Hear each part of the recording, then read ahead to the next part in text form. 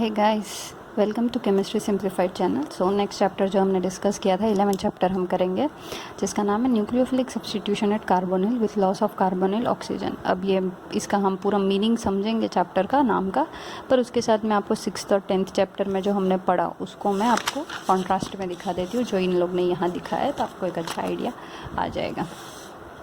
ठीक है, अब देखो हमने 6th चैप्टर में पढ़ा था न्यूक्लियोफिलिक एडिशन, 10th चैप्टर में हमने पढ़ा न्यूक्लियोफिलिक सब्स्टिट्यूशन, दोनों एट कार्बोनिल पोजीशन पे। ठीक है, अब देखते हैं हम एज अ रिएक्शन में कैसे होगा।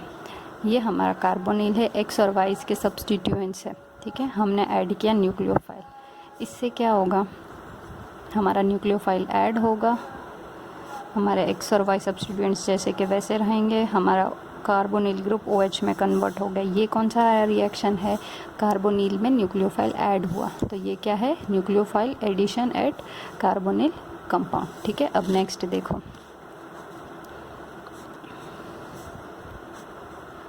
सेम हमारा कार्बोनिल है, हम न्यूक्लियोफाइल ऐड कर रहे हैं, पर यहाँ क्या है, यहाँ हमारे एक्स और वाई में से दोनों में से कोई भी एक ग्रुप हमारा एक लिविंग ग्रुप होगा। तो जब भी ये लिविंग ग्रुप प्रेजेंट होगा तो उससे क्या होगा, हमारा एक इंटरमीडिएट फॉर्म होगा।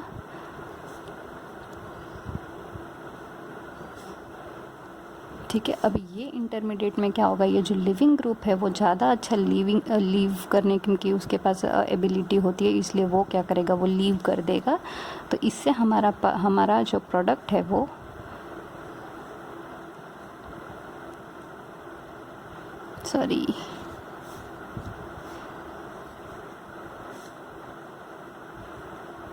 ये बनेगा। ठीक है, तो आप देखो कि यहाँ हमारा क्या हुआ है, हमारा जो वाई सब्स्टिट्यूएंट है उसके जगह न्यूक्लियोफाइल आया है, तो ये रिएक्शन कौन सी हुई, nucleophilic substitution at carbonyl group. ठीक है, तो ये आपको समझ में आ गया।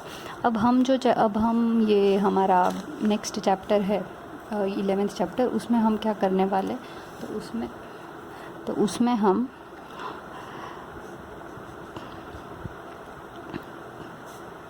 हमारा न्यूक्लियोफाइल ऐड करेंगे।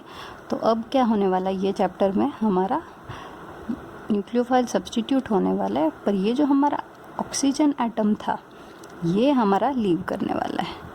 ठीक है, ये जो ऑक्सीजन एटम है, कार्बोनिल का ऑक्सीजन एटम, वो लीव करने वाला है। तो वो कैसे, क्या है मैकेनिज़्म, पूरी हम अच्छे से समझेंगे। तो उन्होंने यही समझाया ये फर्स्ट पेज पे। तो हम रिएक्शन देख लेते इमीन फॉर्मेशन की और एसिटाल फॉर्मेशन की। अब ये पूरा चैप्टर जो है ना वो एसिटाल और इमीन पे ही बेस्ड है। अब मैं आपको बता दूँ, एसिटाल हमने 6th चैप्टर में देखा था और इमीन हमने शायद 10th में देखा था, पर डिटेल में नहीं देखा था। हमारा बीच का इंटरमीडिएट प्रोडक्ट बना था इमीन। तो एसिटाल की बात क्या थी, चलो अब मैं आपको एक ये बता दूं कि एसिटाल ग्रुप आप कैसे पहचानोगे। तो अगर कार्बन पे 2 OR ग्रुप्स प्रेजेंट है तो इसको हम बोलेंगे एसिटाल। ठीक है, जहाँ R is not equal to H, अगर देखो ये प्रेजेंट हो ना तो इसको हम बोलेंगे हेमी एसिटाल। फिर पर अगर दोनों OR ग्रुप प्रेजेंट हो तो इसको हम क्या बोलेंगे, एसिटाल। ठीक है, और इमीन क्या है, इमीन जो है वो C+N जो है उसको हम बोलते हैं इमीन। ठीक है, अब हम रिएक्शन देख लेते हैं। और यहाँ अल्डिहाइड लिया है, अल्डिहाइड के साथ हमने अल्कोहल रिएक्ट किया इन प्रेजेंस ऑफ कैटालिटिक एसिड, तो हमें मिला acetal with water molecule. Same cheese imine में हमारा कार्बोनिल के साथ हमने अपना टर्शरी अमाइन ऐड किया है, तो उससे हमें क्या मिला, हमारा ये प्राइमरी अमाइन है, प्राइमरी अमाइन के साथ हमको इमीन प्रोडक्ट मिल गया। ठीक है, विथ H2O रिलीज। और ये पूरी मैकेनिज़्म पूरी हम देखने वाले, इसलिए मैं आपको यहाँ डिटेल में नहीं बता रही। अब बात ये है कि हमें कैसे पता चलेगा कि हमारा कार्बोनिल ऑक्सीजन रिलीज़ हो रहा है। अभी रिएक्शन में तो कितने सारे ऑक्सीजन होंगे, सपोज कर लो ये रिएक्शन ही देख लो, तो यहाँ वाटर भी है और कार्बोनिल भी है। तो हमें पता कैसे चलेगा कि ये वाटर का ऑक्सीजन नहीं जा रहा है, हमारा कार्बोनिल का ऑक्सीजन जा रहा है। तो हम फिर से कौन सी मेथड अप्लाई करेंगे, रेडियो एक्टिव आइसोटोप, तो नॉन रेडियो एक्टिव आइसोटोप। तो यहाँ क्या किया हमने, ऑक्सीजन 18 ले लिया यहाँ ऑक्सीजन 16 है, ठीक है। तो ये 16 ऑक्सीजन है, ये 18 ऑक्सीजन है। रिएक्शन करने के बाद इन प्रेजेंस ऑफ कैटालिटिक एसिड हमारा जो कार्बोनिल ऑक्सीजन था वो 16 ऑक्सीजन की जगह 18 ऑक्सीजन हो गया। इसका मतलब हमारा जो ये कार्बोनिल का जो ऑक्सीजन है ना वो लूज़ कर रहा है, ठीक है। तो इससे हमने वो प्रूव किया। तो अब देखो हमने 10th चैप्टर में भी देखा था नॉन रेडियो एक्टिव आइसोटोप का यूज़। वैसे ही हम कोई भी चीज़ को दो चीज़ सेम जैसी हो और हमें करना हो, पता लगाना हो कि रिएक्शन एक्चुअल में क्या हो रहा है, तो हम नॉन रेडियो एक्टिव आइसोटोप का यूज़ करते हैं। अब आता है aldehydes can react with alcohols to form hemi acetals. अब ये मैंने करवाया है 6th और 10th चैप्टर में, पर ये चैप्टर में रिपीट हो रहा है तो मैं फिर से रिपीट करवा दूँगी, ठीक है। जैसे देखो ये एल्डिहाइड और अल्कोहल की रिएक्शन करने से हमें क्या मिलता है, एल्डिहाइड और अल्कोहल। अब आप बोलोगे कि यहाँ बीच में हेमी एसिटल बना, उसका प्रूफ क्या। तो एक्चुअल में क्या होता है, जैसे कि ये देखो ये फॉर्मल्डिहाइड और अल्कोहल का एक सॉल्यूशन लिया, ठीक है। तो थोड़ी देर रिएक्शन अगर आपने काइनेटिक्स लैब में किया हो बीएससी लेवल पे तो आपको पता होगा कि जैसे कि मिक्सचर रख देते दोनों को मिक्स करके, और फिर हर 5 मिनट बाद आप थोड़ा सा क्वांटिटी में रिएक्शन लेके टाइट्रेशन करके देखते हो कि क्या प्रोडक्ट बना, प्रोडक्ट नहीं बना, कितने क्वांटिटी में बना, ये क्या भी है, ठीक है। तो इन्होंने भी वही किया। क्या किया, हमारा जो एल्डिहाइड और मिथेनॉल का मिक्सचर था उसको थोड़ी देर बाद इन्होंने आईआर स्पेक्ट्रा में देखा, थोड़ा सा सॉल्यूशन लेके अप्रॉक्स 10 मिनट्स बाद या 5 मिनट्स बाद, जो भी रिएक्शन टाइम था 500 की रेंज में मिला। अब जो नॉर्मल है हमारे पीक आईआर के वैल्यूज़ के अकॉर्डिंगली, अगर हमारे कंपाउंड में कार्बोनिल प्रेजेंट है, जैसे कि है कार्बोनिल प्रेजेंट, तो हमें कौन से रीजन में आना चाहिए, 1600 से 1800 के रीजन में पीक मिलना चाहिए। पर हमें बीच में जब हमने रिएक्शन चालू होने के थोड़ी देर बाद चेक किया तो हमें ये पीक मिला ही नहीं। तो पर उसकी जगह हमें 3000 से 3500 के बीच में एक अच्छा स्ट्रॉन्ग पीक मिला, ठीक है। तो अब फिर थोड़ी देर बाद जैसे कि रिएक्शन ख़त्म होने के बाद उन्होंने देखा तो फिर हमारा कार्बोनिल का और हमें पीक मिल गया, ठीक है। तो अब इसका मतलब ये कि आपको लग रहा है कि रिएक्शन जैसे का वैसा है, पर बीच में हमारे इंटरमीडिएट में कुछ तो बन रहा है जो हमें मतलब हम लोग उसको क्या बोलते हैं, आइसोलेट नहीं कर पा रहे, ठीक है। पर वो प्रेजेंट है, उसकी प्रेजेंस प्रूफ हो जा रही है, ठीक है। तो पता क्या चला हमें, हमारा हेमी एसिटाल रिएक्शन है, ठीक है। अब ये है ना, हमें लास्ट चैप्टर में भी आया था कि के की जो रेंज है वो 0.5 के अप्रॉक्सीमेटली है। तो के आप याद रखो कि के क्या है, इक्विलिब्रियम कांस्टेंट है जो होता है प्रोडक्ट अपॉन रिएक्टेंट।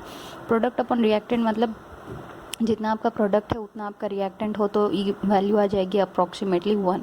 यहाँ आ रही है 0.5। इसका मतलब हमारा जो हेमी एसिटाल है वो कम क्वांटिटी में है कंपेयर टू हमारा रिएक्टेंट, ठीक है। तो ये इससे क्या पता चल रहा है हमें कि हमारा जो ये कंपाउंड है ना ये बहुत ज़्यादा अनस्टेबल है, ठीक है।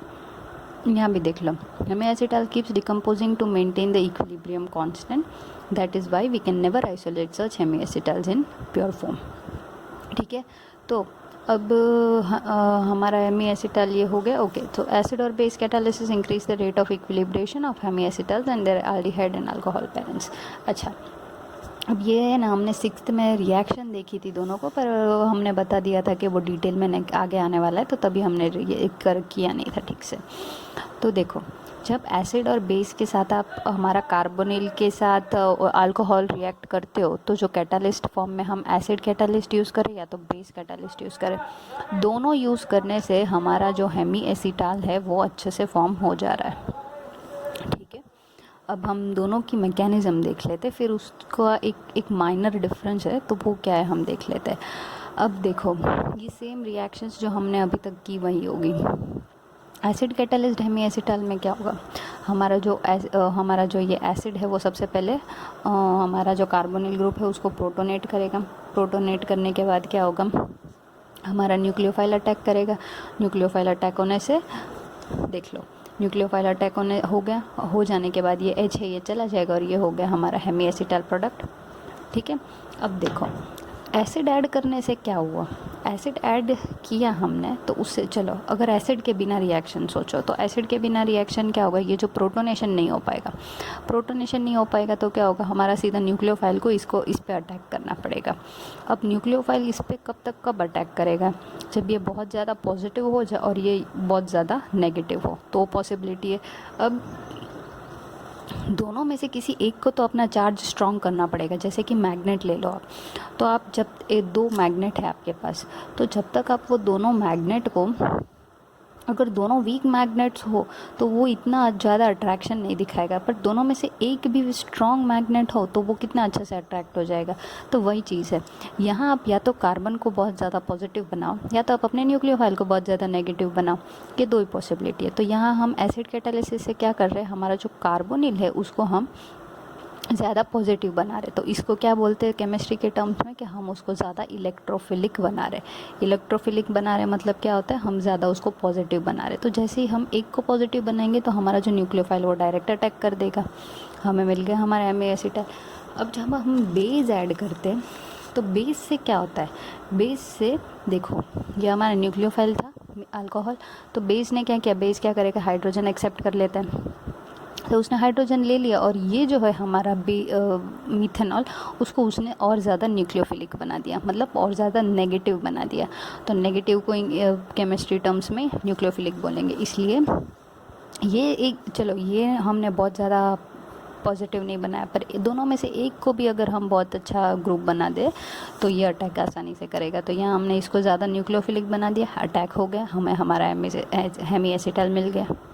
ठीक है, अब देखो ये स्टेबल कंपाउंड नहीं है, ये हम बता रहे, इसलिए आप देखो सब जगह एरोज जो है ये रिवर्सिबल एरोज की है। जितना प्रोडक्ट ये बनता जाएगा उतना प्रोडक्ट हमारा वापस भी बनता जाएगा। अभी मैंने आपको बताया था कि हमने आगे चैप्टर्स में देखे भी है कि कौन कौन से तरीके हैं कि हम हमारा रिएक्शन को प्रोडक्ट की तरफ डाइवर्ट करें। ठीक है, तो आप वो कोई भी एक मेथड यूज़ करके वो कर सकते हो। अब देखो डिकम्पोजिशन, तो हमारा सेम चीज़ है कि हमारी जो रिएक्शन थी अभी हमने एसिड की देखी, हमें क्या मिला, हमारा ग्रुप कंपाउंड प्रोडक्ट मिल गया। और वैसे बेस के साथ करो तो हमारा प्रोडक्ट ये मिल गया।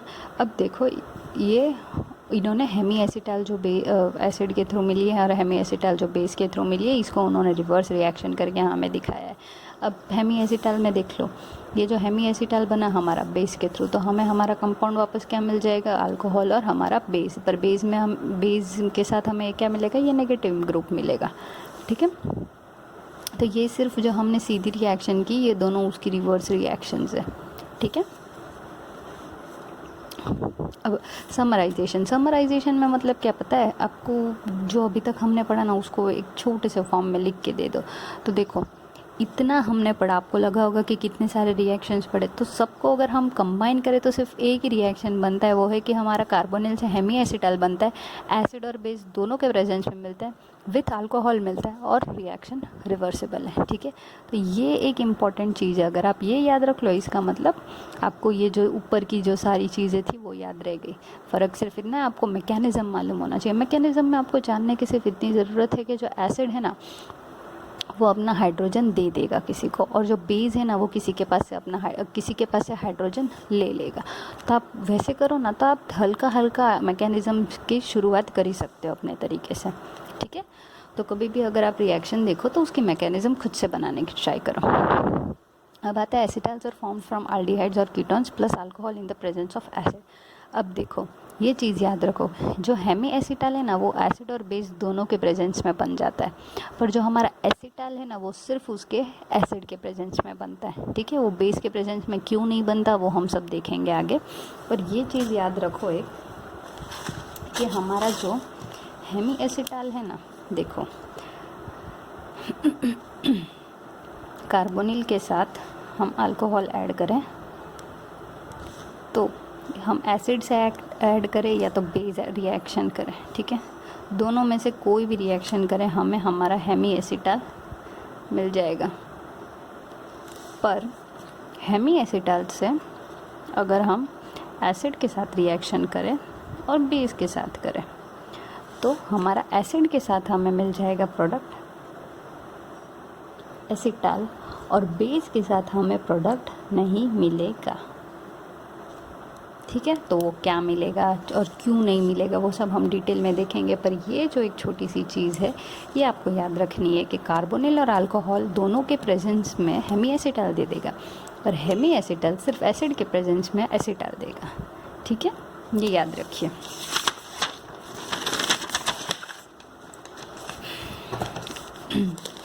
अब हम देखते हैं कि क्या जो लॉजिक है ये उन्होंने वही किया, रिएक्शन दिया, कंटिन्यूएशन में उन्होंने अल्कोहल फिर से ऐड करके एसिड कैटालिस्ट करके एसिड बना दिया। तो अब हम देखते हैं कि क्या है रिएक्शन की मैकेनिज़्म, और हम देखेंगे कि बेस के साथ क्या हो रहा है कि हमें हमारा एसिटाल नहीं मिल रहा है। अब देखो, अब हम देखते हैं मैकेनिज़्म हमने अल्कोहल्स और एल्डिहाइड की हेमी एसिटाल तक देखी, तो अब हम कंटिन्यूएशन कहाँ से करेंगे, हेमी एसिटाल से ही करेंगे। तो हमारी हेमी एसिटाल से एसिटाल वाले में क्या होता है, मैंने कहा हेमी एसिटाल से एसिटाल एसिड के प्रेजेंस में, एसिड का प्रेजेंस मतलब H+ देगा, वो H+ किसको देगा, OMe भी है और OH भी है। ऑब्वियसली वो OH को ज़्यादा प्रेफर करेगा देने में, क्योंकि वो एक अच्छा लिविंग ग्रुप बन के जा सकता है। फर्स्ट स्टेप में देखो, हमारा जो OH ग्रुप था वो H+ से प्रोटोनेट हुआ, तो उससे क्या हुआ, हमारा H2 निकल गया। ठीक है, अब आप ध्यान दो, हम जो हमारा जो चैप्टर का नाम है कि हमने सब्स्टिट्यूशन किया with loss of carbonyl oxygen. तो आप देखो कि ये जो हमारा कार्बोनिल का ऑक्सीजन था वो यहाँ से निकल गया वाटर के फॉर्म में। ठीक है, तो ये हमने हमारा चैप्टर के नाम को जस्टिफाई कर दिया। अब नेक्स्ट स्टेप देखते क्या है। तो जैसे ही H2O रिलीज़ होगा, हमारा कार्बन की आदत है 4 बॉन्ड बनाने की, तो ये क्या करेगा, ऑक्सीजन के पास कैपेसिटी है डबल बॉन्ड बनाने की, तो ये डबल बॉन्ड बना के इसके साथ रिएक्शन डबल बॉन्ड बना के इसकी कार्बन की वैलेंसी सेटिस्फाई करेगा।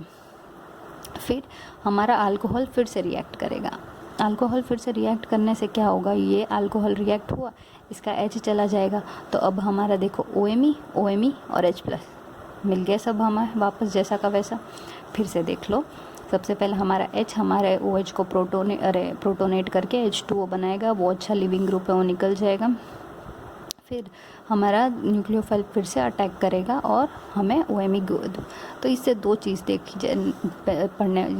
ध्यान रखने वाली है। पहला, हमारा जो प्रोडक्ट है वहाँ से लेके अगर हम एसिटाल तक हमारा जो रिएक्टेंट है दैट इज़ फॉर्माल्डिहाइड नहीं, एल्डिहाइड और अल्कोहल, ठीक है, वहाँ से लेके हमारे एसिटाल तक हमें कितने मोल्स ऑफ अल्कोहल की ज़रूरत पड़ी, 2 मॉलिक्यूल ऑफ अल्कोहल की ज़रूरत पड़ी। एक हमें हेमी एसिटाल बनाने में और दूसरा हमें एसिटाल बनाने में।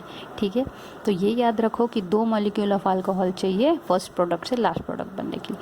दूसरी चीज़ जो नहीं है ना, वो यहाँ है अनस्टेबल ऑक्सोनियम आयन। ठीक है, अब अनस्टेबल ऑक्सोनियम आयन क्या है, तो ये हमने थोड़ा सा डिटेल इन्होंने दिया है कि oxonium ions have 3 bonds to a positively charged oxygen atom. हमारा कार्बन के पास 3 बॉन्ड्स होंगी, हमारे ऑक्सीजन के पास 3 बॉन्ड्स होंगी और उसके पास एक पॉजिटिव चार्ज होगा। इसका मतलब वो क्या है, ऑक्सोनियम आयन। ठीक है, ये इतना सिंपल है। एक सिंपल चीज़ याद रख लो, हमारा ऑक्सीजन है उसके पास 3 बॉन्ड, ठीक है, होंगी और एक पॉजिटिव चार्ज होगा, तो इसको हम बोल देंगे ऑक्सोनियम आयन। अब ये याद रखो कि हमारे ऑक्सीजन को ये मैटर नहीं करता कि वो 2 डबल बॉन्ड और 1 बॉन्ड बना के पॉजिटिव चार्ज है, या तो वो तीनों बॉन्ड उसके सिंगल बॉन्ड है और पॉजिटिव चार्ज है, या तो उसकी तीनों ट्रिपल बॉन्ड है और पॉजिटिव चार्ज है। ये उसको मैटर नहीं करता। मैटर सिर्फ इतना करता है कि 3 बॉन्ड होने चाहिए और एक पॉजिटिव चार्ज होना चाहिए। एग्जाम्पल हमें दिया है, देखो जैसे कि यहाँ ईथर है, यह हमारा इसका अल्काइलेशन कर रहे ईथर का। ठीक है, तो सबसे हमारा ऑक्सोनियम आयन देखो 1 2 3, यहाँ क्या है, तीनों सिग्मा बॉन्ड्स है, पर फिर भी ये हम इसको हमारा ऑक्सोनियम आयन बोलेंगे। दूसरा है मेरविन्स सॉल्ट। मेरविन्स सॉल्ट हमें रिएक्शन में आएगा, ये अल्काइलेशन के लिए यूज़ होता है ऑफ याद नहीं आ रहा, आई गेस ऑक्सीजन का अल्काइलेशन में यूज़ होता है। ओके, तो ये पर ये आ जाएगा हमें रिपीट में, तब देख लेंगे। तो ये जो मेरविन सॉल्ट है that is tri methyl oxonium tetrafluoroborate, तो इसमें भी देखो ये तीनों सिग्मा बॉन्ड है, प्लस है और उसके साथ एक नेगेटिव है, बट वो सब मैटर नहीं करता। आपको मैटर क्या करता है, सिर्फ कि हमारे ऑक्सीजन के साथ 3 बॉन्ड्स है और वो एक पॉजिटिव है। यहाँ देखो, यहाँ एक पाई बॉन्ड है और सिग्मा बॉन्ड, अरे यार, एक पाई बॉन्ड है और एक 2 सिग्मा बॉन्ड है, ठीक है, डबल बॉन्ड और एक ये। तो इसमें डबल बॉन्ड में क्या होता है, एक सिग्मा एक पाई बॉन्ड होता है, तो एक पाई बॉन्ड और 2 सिग्मा बॉन्ड, फिर भी हम इसको ऑक्सोनियम आयन बोलेंगे, ठीक है, irrespective of what kind of bond it is. हमारे पास खाली ये देखना है हमें कि 3 bonds with a positive charge is called oxonium ion, और ये ऑक्सोनियम आयन बहुत इंपॉर्टेंट इंटरमीडिएट है, ठीक है। अब जैसे कि मैंने आपको बताया था हमारे किसमें लास्ट चैप्टर में मैंने आपको बताया था कि हमारा जो अल्कोक्साइड आयन फॉर्म होता है वो बहुत इंपॉर्टेंट होता है।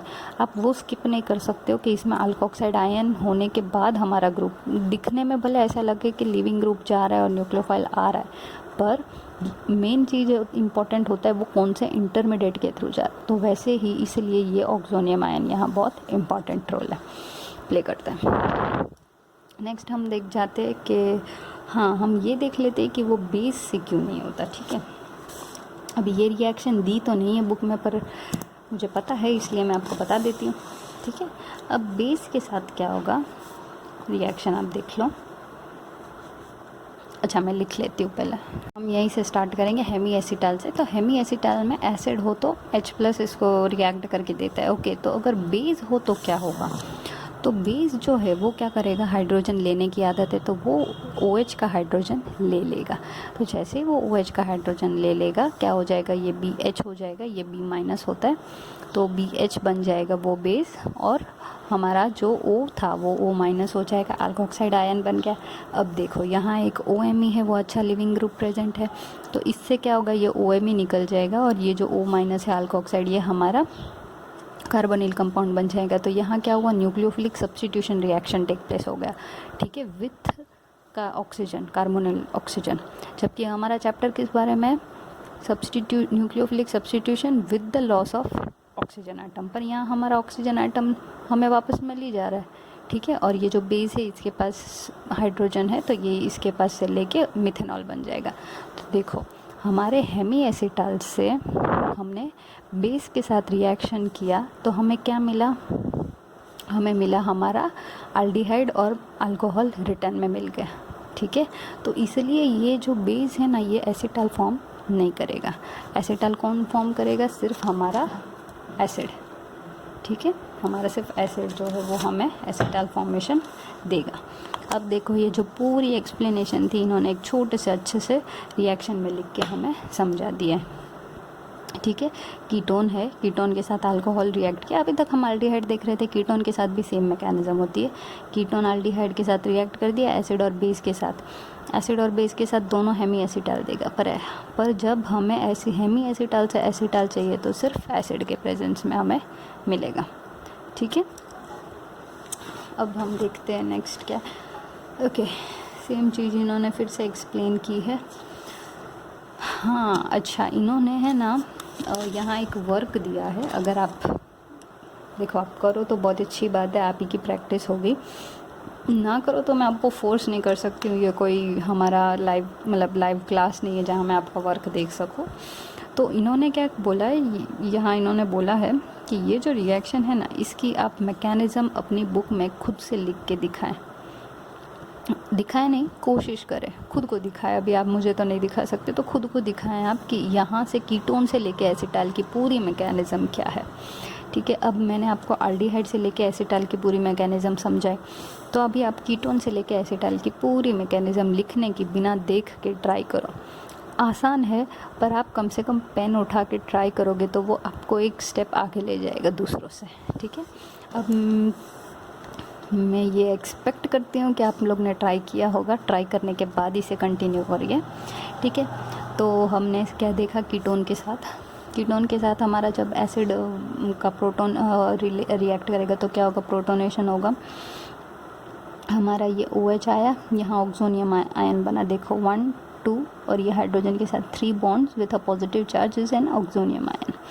हमारा न्यूक्लियोफाइल ने रिएक्ट किया, न्यूक्लियोफाइल रिएक्ट करके उसका हाइड्रोजन चला जाएगा, हमें मिल गया हमारा hemiacetal as an intermediate product. Next क्या होगा, हमारा जो हेमी एसिटाल में हाइड्रोजन प्रोटोनेट कर देगा, H2O रिलीज़ करेगा, H2O रिलीज़ करने के बाद फिर से हमारा ऑक्सोनियम आयन बना, अल्कोहल के साथ फिर से रिएक्ट करेगा और हमारा एसिटल मिल जाएगा। दो चीज़ नोटिस करने वाली है कि हमारा ऑक्सोनियम आयन 2 बार बन रहा है और हमारा अल्कोहल 2 बार बन रहा है।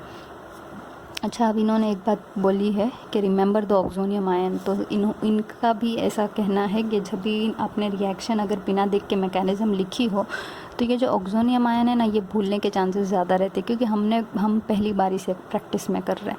ठीक है, तो इन लोग ने बोला है कि रिमेंबर द ऑक्सोनियम आयन। अगर आप यहाँ ऐसे ऑक्सोनियम आयन बना के कर रहे हो रिएक्शन तो सही है, पर अगर आप ऑक्सोनियम नहीं बना के सीधा रिएक्शन कर दे रहे हो तो ये इनकरेक्ट स्टेप है। ठीक है, प्रोडक्ट आपको मिल जाएगा, राइट प्रोडक्ट पर रॉन्ग मैकेनिज्म। ठीक है, तो इन्होंने वो लिख के समझाया है आपको। नेक्स्ट आता है मेकिंग एसिटाल्स, हम फिर से बना रहे हैं।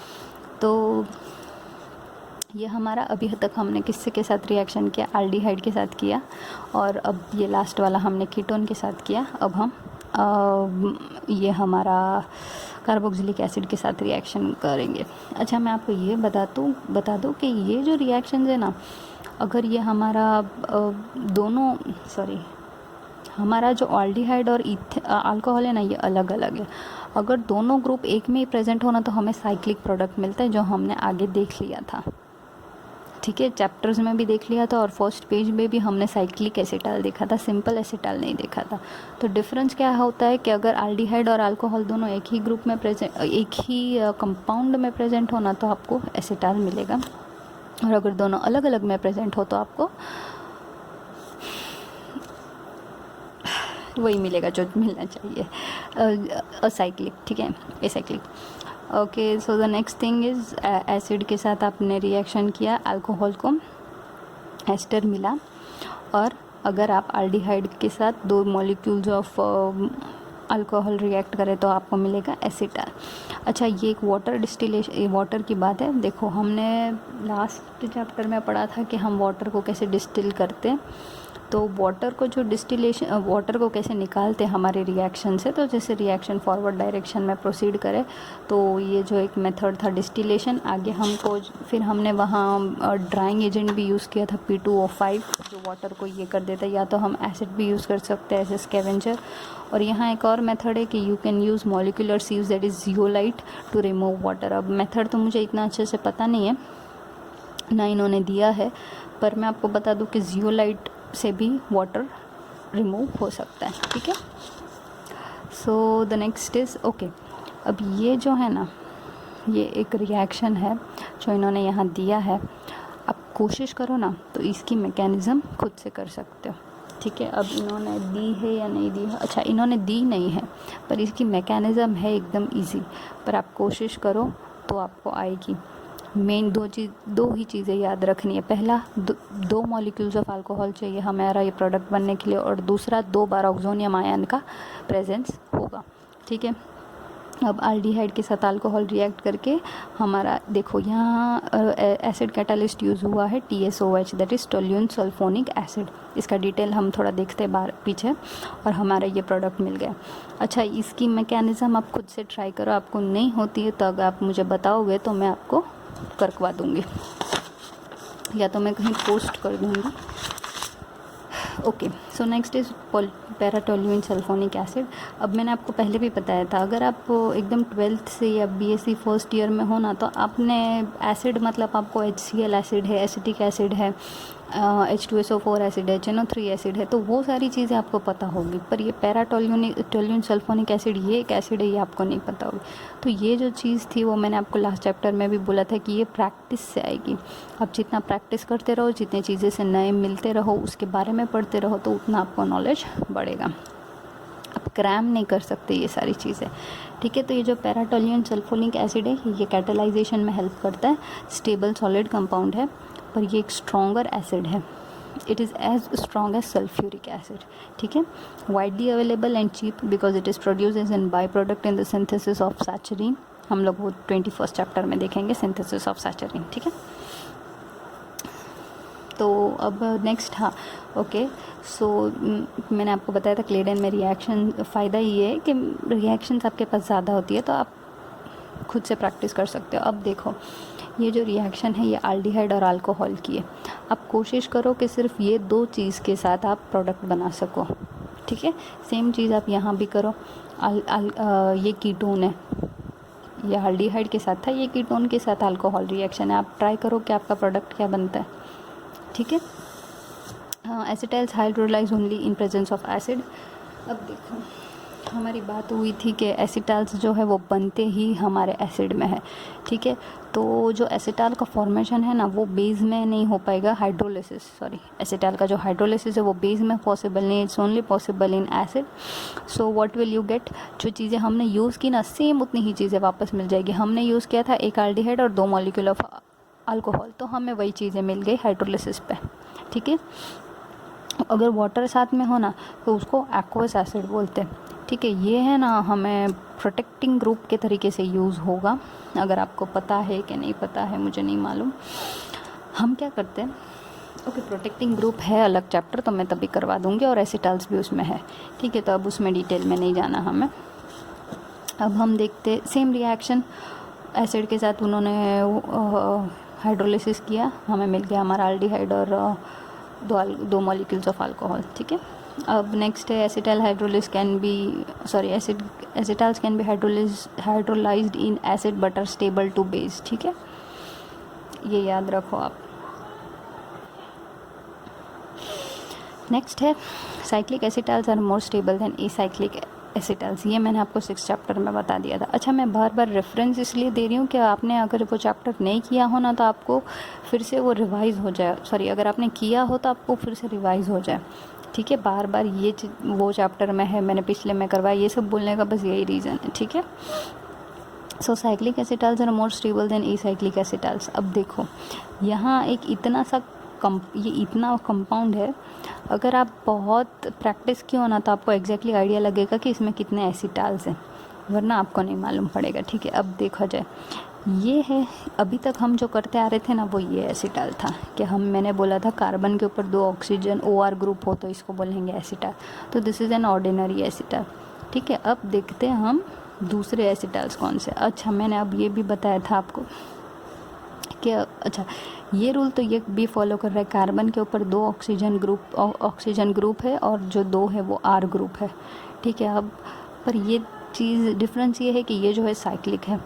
ठीक है, तो इसको हम बोलते हैं, ये जो कंपाउंड है cyclic carbon with an acetyl group, that is called dioxolane, और ये 5 मेंबर्ड है इसलिए इसको डाईऑक्सोलेन, 6 मेंबर्ड रिंग के लिए अलग नाम है, तो इसको बोलेंगे डाईऑक्सोलेन। ठीक है, अब सेम चीज़ अगर यहाँ सल्फ़र प्रेजेंट हो तो क्या बोलेंगे, dithio acetal. Thio is for sulphur, so it's dithio acetal. Okay, तो अच्छा, ये है ना, अगर आपको अभी समझ में नहीं आ रहा हो ना कि ये कार्बन प्रोटेक्टिंग ग्रुप कैसे यूज़ हुआ और जो भी है, तो ये सब आप टेंशन मत लीजिए, प्रोटेक्टिंग ग्रुप में अच्छे से आने वाला है। ठीक है, तो वहाँ हम देखेंगे एक्चुअल में कि क्या आया, और ये भी प्रोटेक्टिंग ग्रुप का ही एक पार्ट है कि अगर एसिटाइल ग्रुप रिमूव करनी है तो आप क्या ऐड करेंगे, तो आप sulphur containing group add, fluorine containing group add करेंगे, तो CF3COH H2O और क्लोरोफॉर्म इन्होंने ऐड किया। देखो, ये जो हमारा एसिटाइल ग्रुप था ये ब्रेक होके एल्डिहाइड में बन गया, और ये दोनों जैसे कि वैसे ही है।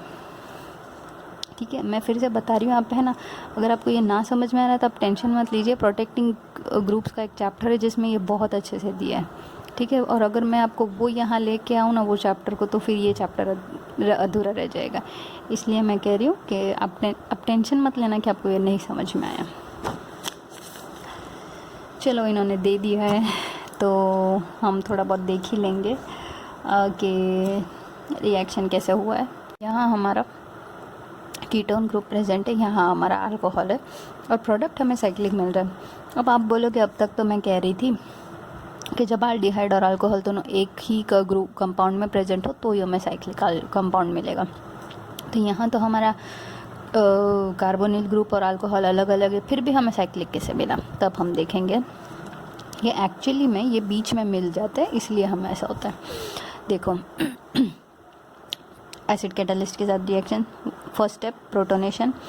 प्रोटोनेशन के बाद हमें क्या मिला, देखो 1 2 3 ऑक्सोनियम आयन न्यूक्लियोफाइल अटैक करेगा, न्यूक्लियोफाइल दोनों में से कोई भी एक ऑक्सीजन पे से अटैक करेगा, ज़रूरी नहीं है ये भी कर सकता है, ठीक है। थिंग इज कि कोई भी एक साइड से अटैच होगा, एक साइड से अटैच होगा तो क्या होगा, ये हमारा ऑक्सीजन यहाँ दूसरा जो पार्ट है वो लटकेगा पीछे, और हमारा जो यहाँ जो कंपाउंड है वो हमारा हेमी एसिटल बन जाएगा। कैसे, तो एक OH है, एक OR ग्रुप है, OR में हमारा OH प्रेजेंट है, ठीक है।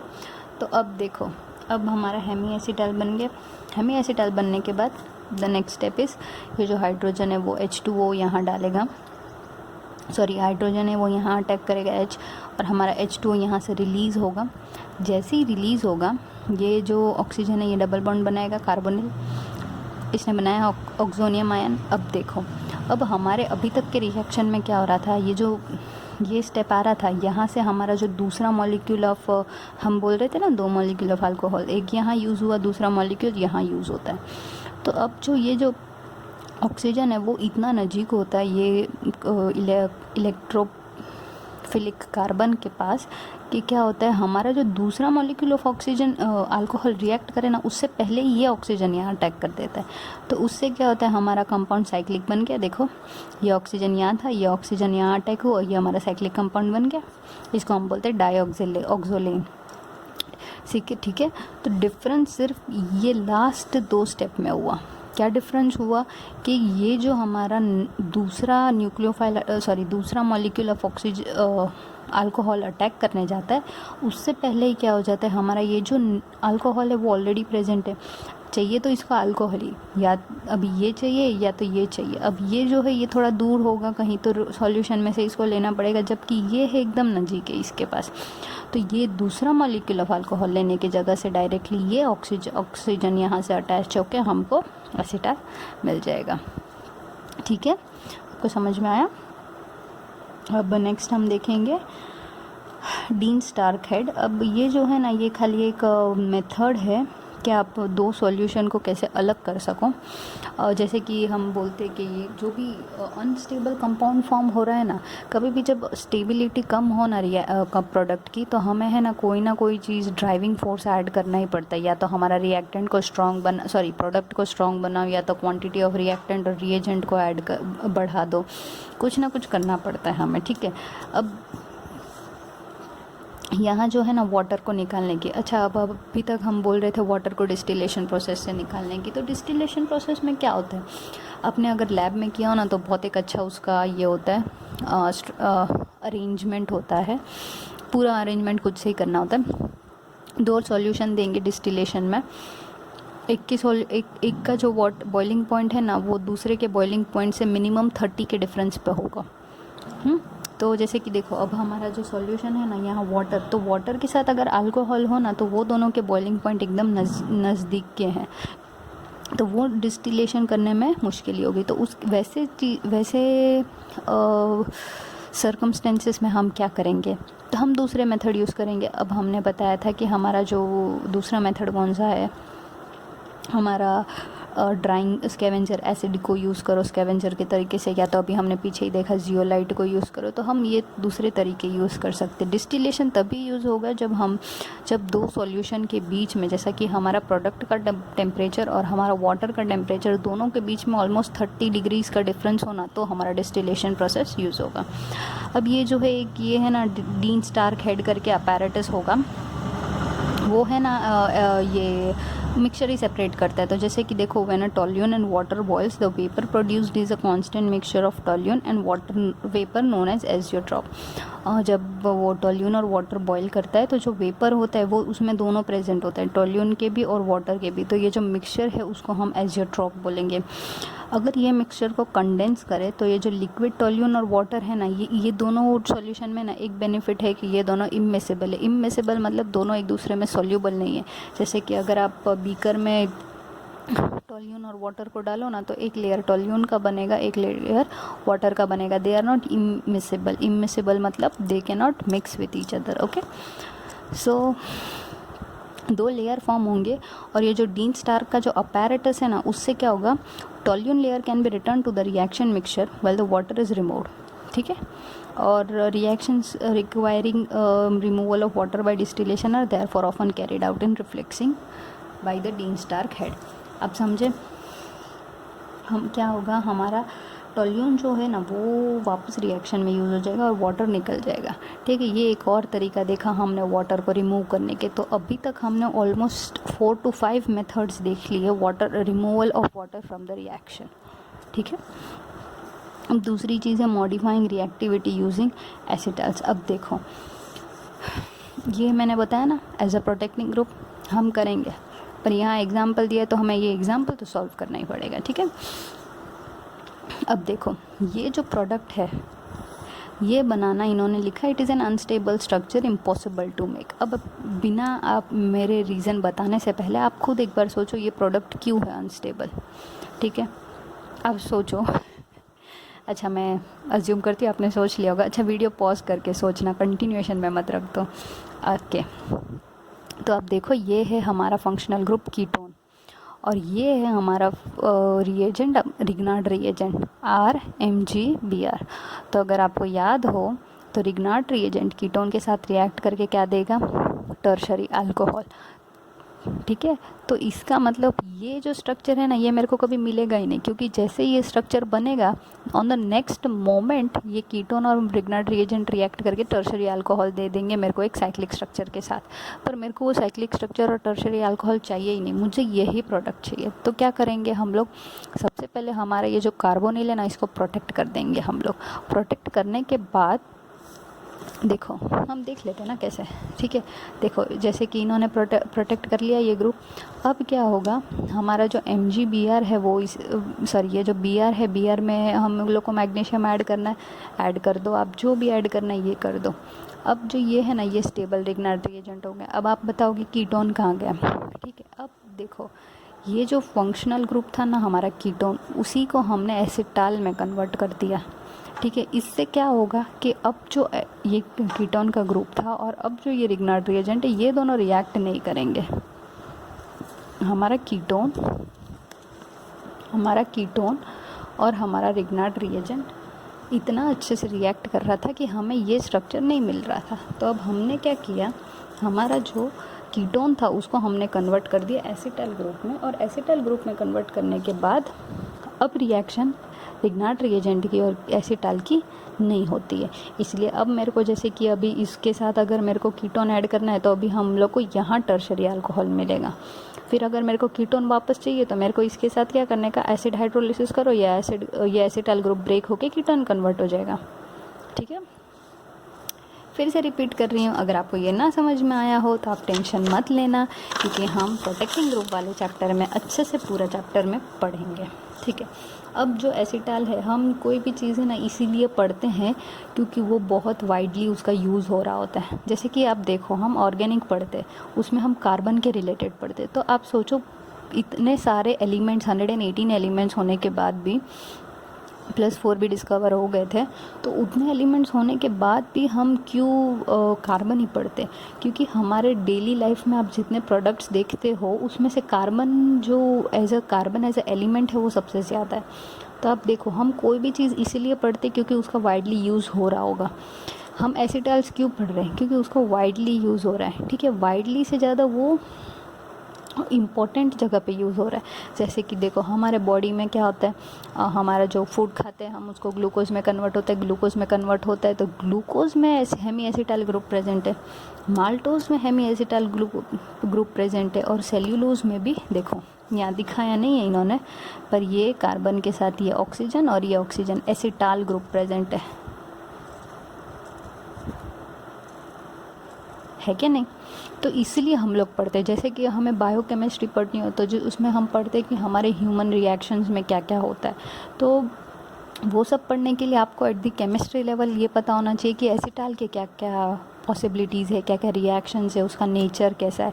फिर जब आप बायोकेमिस्ट्री में पढ़ो तो आपको क्या करना होता है, जो एसिटाल की जो एप्लीकेशंस है जो केमिस्ट्री वालों ने कर ली है उसको आपको इन एप्लीकेशन रखना पड़ता है कि ह्यूमन बॉडी में क्या क्या हो रहा होगा।